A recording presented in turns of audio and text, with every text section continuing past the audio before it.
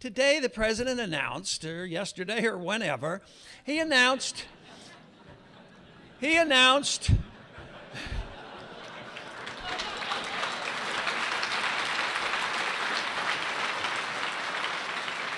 that wasn't even in my speech. I don't know.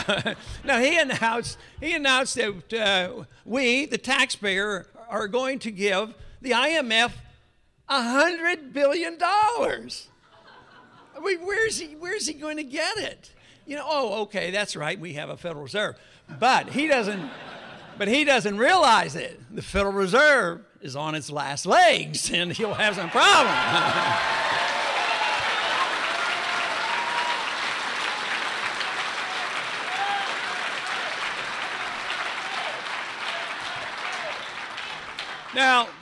Now, as important as 1207 is in reforming and getting rid of the Fed is, the possibility of the Fed's just self-destructing is probably, there's a greater chance of that. That doesn't diminish the need for us to do what we're doing.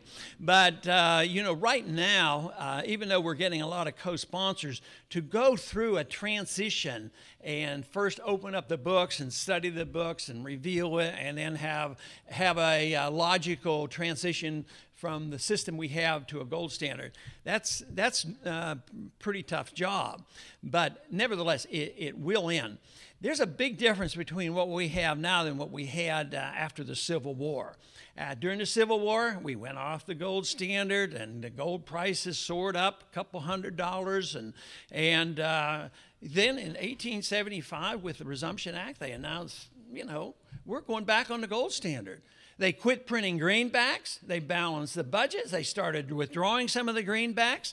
And lo and behold, the people actually believed their government back then, and that they wouldn't overspend. But today, you know, if we announced in Washington today that, okay, yes, we're going to balance the budget next year, we're going to take off all the pressure of on the Federal Reserve to monetize debt, I mean, how many people would believe that? Nobody would believe it. So that's why I anticipate that when we have to sort all this out, it's going to be quite possibly under dire circumstances. But regardless, you work for the transition, you work for the most peaceful, graceful transition that you can have.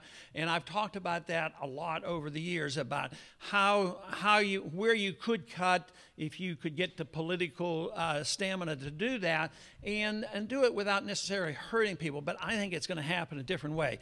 I think just as they could not predict and they could not prevent the collapse of the financial house of cards, and it went quickly. And that is what happens to currencies. If you look at the history of currencies, currencies go quickly at the end. Although people know they're inflating, and the currency may be dropping and dropping and dropping, but when the confidence is gone in the system, it drops off.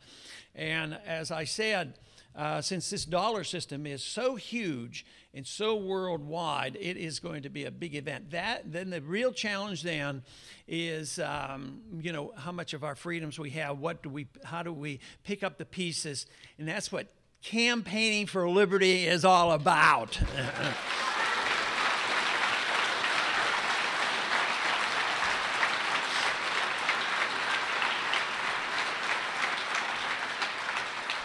I'm convinced if we lost all our wealth and we had the crisis, but we retained our liberty, and had a very, very small government, a government that guaranteed property rights and contract rights, guaranteed that the money could not be counterfeited, and that there would be no IRS and there would be incentives, I think we'd be all back on our feet within a short period of time.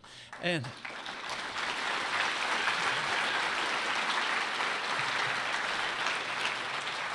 matter of fact, a good test of this, a lot of times I'm asked the question, now, if you'd have happened to have been the president, what would you have done? Well, I couldn't have done too much at all unless we convinced the Congress what to do, but this is what I'd have asked them to do.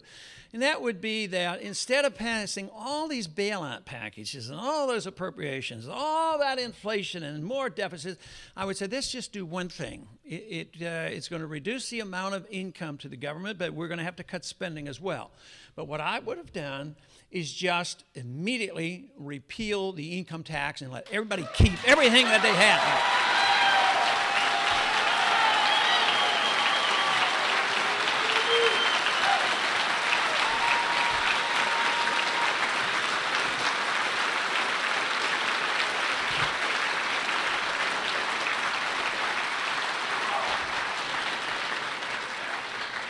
And that probably would have been a fraction of what we spent. So wouldn't it have made a lot more sense to have the money in the hands of the people who would have the incentive to go out and work? But instead, what are they doing? They're raising taxes, regulating the economy, inflating the currency, running up these deficits. And of course, the place where I have always suggested to be the first place to cut spending and come back to our senses would be the overseas spending. But what are we doing?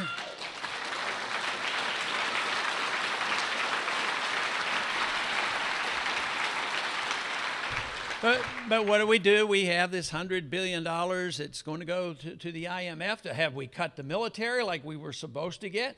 No, the military, the first thing was asked by the president was to increase the military budget by 10%. Oh, sure, we were going to bring all the troops home. Well, as soon as things get settled in Iraq, I think maybe a couple dozen will come home. But they're going to be there, I believe, because the chaos and the violence is escalating. But more troops in Afghanistan and invading and bombing Pakistan, and that was the peace candidate? Holy man, you know. So nothing is being cut. Now, I think the Senate just yesterday passed the supplemental, but the supplemental, the president asked for $84 billion, yes, $84 billion for the supplemental war budget. We weren't supposed to have a supplemental war budget anymore, but we did. And then by the time it came to the House, the Democrats in the House added $12 billion. So it went up to $95 billion. I think the Senate passed a little less and it'll go to conference. But it was a closed rule, which means, you know, that the fiscal conservatives didn't have a chance to amend it. And the talk went on, and the Republicans were just condemning those Democrats for spending all this money, and this was just terrible what they were doing. But the Republicans had one amendment. That is the recommittal amendment. Send it back to committee. They have one chance to amend the bill. And they asked to increase it by $3 billion. And you know, you wonder where they're coming from. But it also demonstrates so clearly why we're in such a mess. But let me tell you, you're way ahead of the Congress. The people are ahead of the Congress, and it takes them a long time to catch up. I've always thought that the Congress was way behind the people on this war on drugs. I have been convinced that the people are way ahead on that.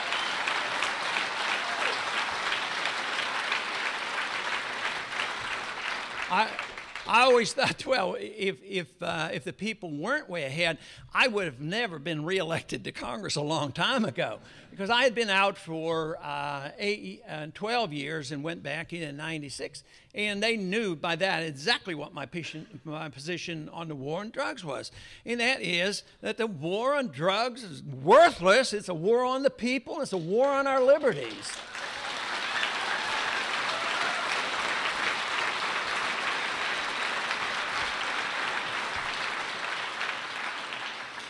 And I have a Bible Belt district, very, very conservative, very religious, and people detest drugs, as I do. I think the use of drugs are horrible. Even as a physician, I think most of the drugs that doctors prescribe are horrible too.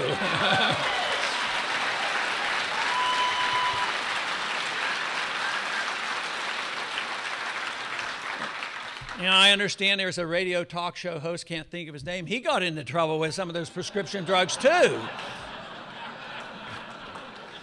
But my suspicion is what happened, why that never hurt, because both Republicans and Democrats spent a lot of money.